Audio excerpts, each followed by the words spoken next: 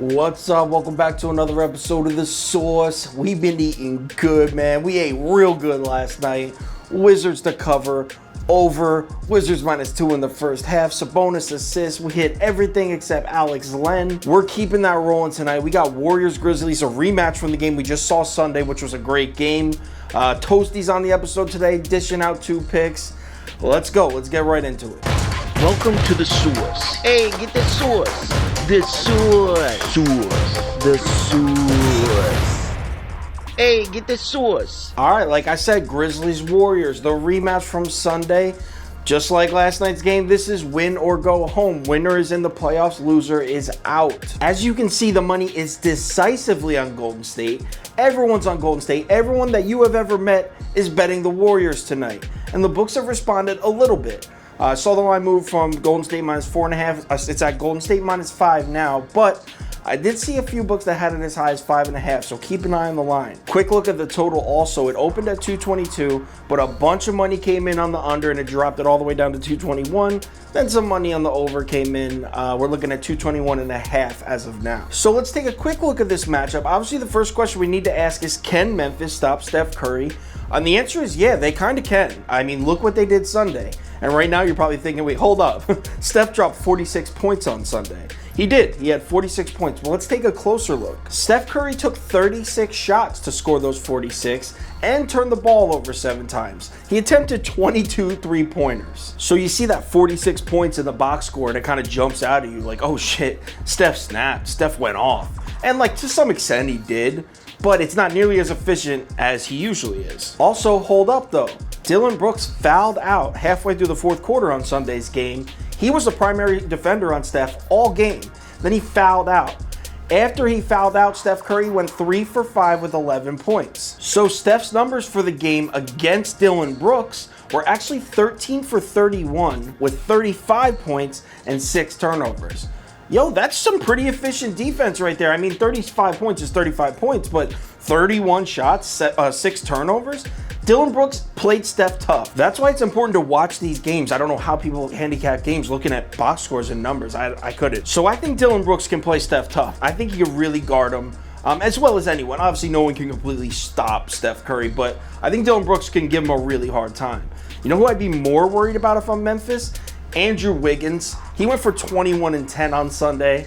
And when I first looked at the box score, I was like, oh shit, Andrew Wiggins must have ate Kyle Anderson up, which is weird. Kyle Anderson's usually a good defender. But this morning, I rewatched Sunday's game in its entirety, and that's not what happened. Actually, Kyle Anderson did a pretty good job of guarding Wiggins. Golden State was doing all kinds of shit to get Wiggins looks in space against anyone other than Kyle Anderson or Dillon Brooks, and it was working. I mean, off-ball screens, points in transition, just a simple pick and pop, just to get Wiggins the ball with against like Valanciunas or someone like that, just someone not named Kyle Anderson, and it was working. Kind of what Steve Kerr used to do with Klay Thompson, very similar.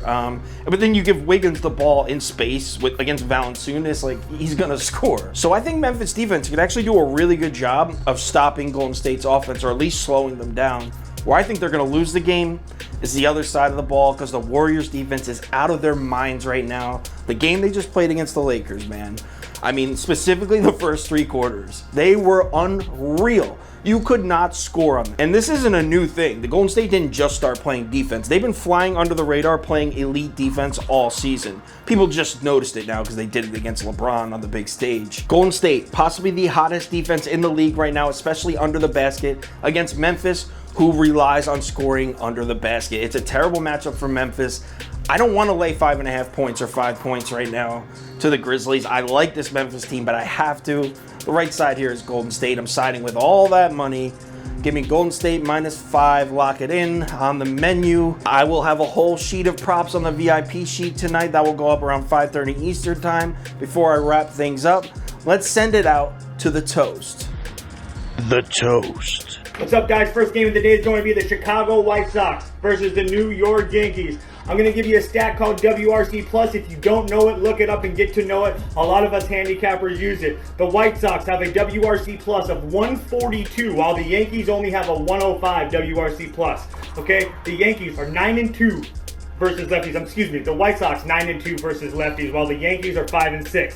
Carlos Rendon 1.47 ERA. This dude is just pitching lights out right now. On the bump for the Yankees, Montgomery hasn't looked that good. And hey guys, this is very simple handicap actually. White Sox versus a left-handed pitcher. Take the free money. Cash that ticket. Another game where he likes the White Sox against a lefty. It didn't fail us last time. I'll be rolling with them on that.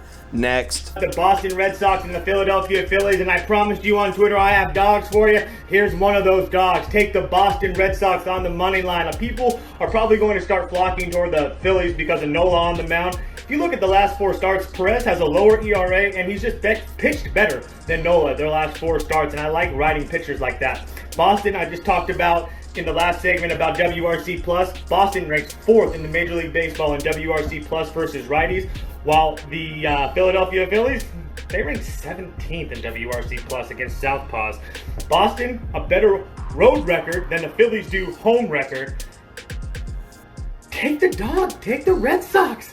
I don't want to say it, but you got to do it. All right, so he likes the Red Sox money line. I actually took the Red Sox money line last night by accident. I meant to do the 5 innings. Glad I did because it hit. I will follow him on that one as well. On the VIP sheet will also be the rest of his picks ranked tonight. 5:30 p.m. Eastern time, they go out. That's it. Let's make some money tonight. I'll talk to you on Twitter later.